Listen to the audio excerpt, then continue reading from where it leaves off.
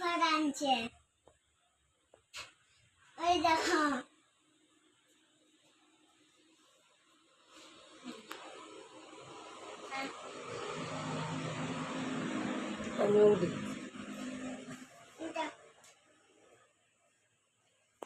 আসসালামু আলাইকুম আমার ভাইয়েরা ও বোনেরা, কেমন আছেন আপনারা? আশা করি ভালো আছেন।